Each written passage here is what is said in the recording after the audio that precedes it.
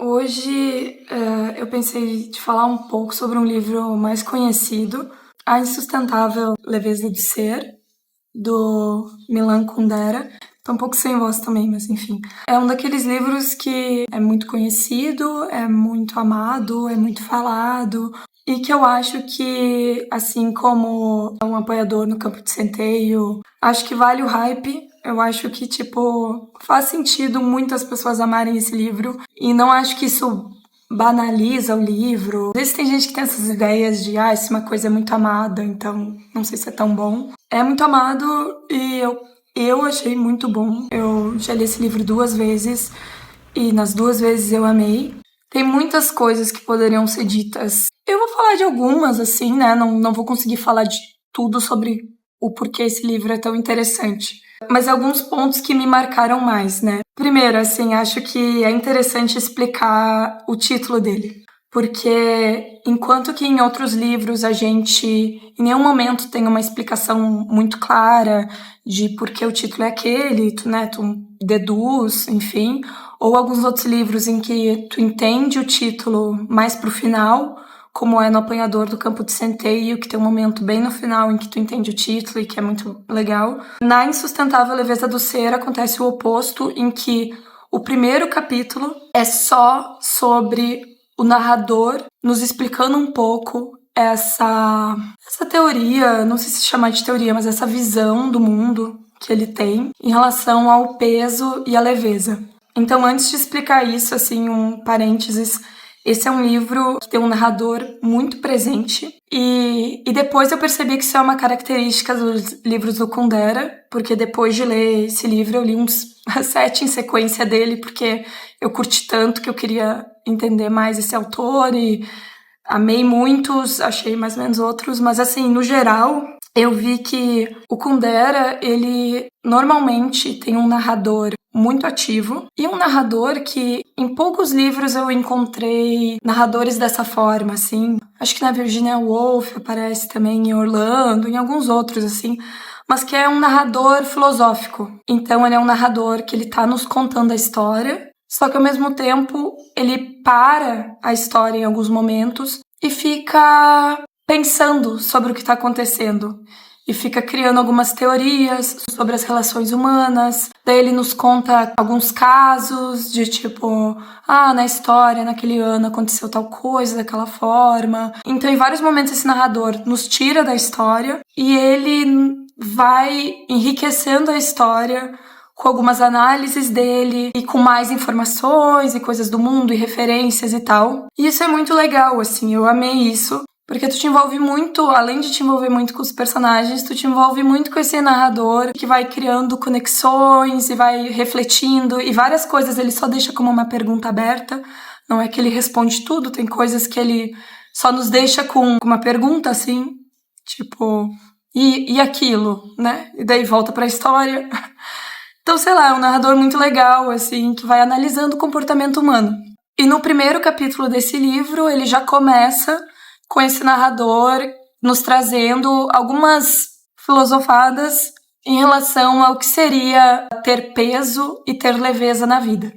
Que basicamente o que ele fala é que, assim, que as pessoas tendem a achar que ter uma vida pesada é algo muito ruim e que ter uma vida leve é algo bom. Só que o que ele nos traz de hipótese é que uma vida pesada, no sentido de, a pessoa tem muitos desafios, ela tem que lutar muito para as coisas dar certo, e tudo é um pouco difícil, e ela, né, tem que lutar para sobreviver e tudo mais. Por mais que ela seja dolorosa e árdua e tal, é uma vida com sentido. Porque a pessoa, ela acorda todos os dias e ela sabe o que ela tem que fazer. Ela tem que sobreviver. Ela tem que dar comida para os filhos, que não é uma garantia. Ela tem que, sei lá, vencer tal desafio. Então, por mais que essa pessoa sofra, a vida dela tem um sentido claro, tem um propósito. E essa pessoa luta todos os dias por esse propósito. E, em contrapartida, uma vida muito leve, uma vida que não tem grandes dificuldades, não tem grandes desafios, um pouco solta, que meio que tanto faz o que a pessoa faz ou não faz porque nada tá em risco, seria uma vida que, na verdade, se torna uma vida com muito sofrimento interno, por mais que talvez não apareça esse sofrimento externamente, porque a pessoa não encontra sentido na vida dela, ela acorda todos os dias e ela tá no mundo, e deu. Que é muito da angústia, agora eu lembrei, que o Sartre fala em Náusea, que é exatamente isso, que em Náusea a gente tem aquele protagonista que tá aí no mundo e tanto faz a existência dele e não tem muito que ele possa fazer porque ele sobrevive de qualquer forma e tanto faz tudo e a pessoa fica completamente vazia de sentido porque ela tem que inventar um sentido que ela sabe que é inventado, então ela valoriza menos, enfim. E isso seria, né, a insustentável leveza do ser, que seria o quão insustentável é quando tua vida é muito leve, quando falta um sentido nela. E daí, nessa história, tem um dos personagens que tem essa questão mais forte, a Sabina, mas quase todos os personagens, assim, a gente tem... Sempre dizem 4 personagens principais, mas sinceramente eu acho que o grande personagem principal da história é a Teresa. Daí tem o Thomas, tem a Sabina, e o Frank, eu não acho ele um personagem principal. Pra mim, ele é um coadjuvante na trama, mas tudo bem. Mas os principais mesmo é a Teresa e o Thomas. Principalmente a Teresa. São 4 personagens muito diferentes, pessoas muito diferentes que agem por motivações diferentes e, enfim, são muito... Cada um tem uma forma de ver o mundo também única. Pessoas que as formas de ver o mundo não se casam. Então, são 2 casais, assim, né? O Thomas e a Teresa são um casal, a Sabina e o Frank são meio que um casal em algum nível, mas a Sabina também fica com o Thomas e tudo mais. Enfim, só que são pessoas que veem o mundo de uma forma tão diferente que a gente consegue...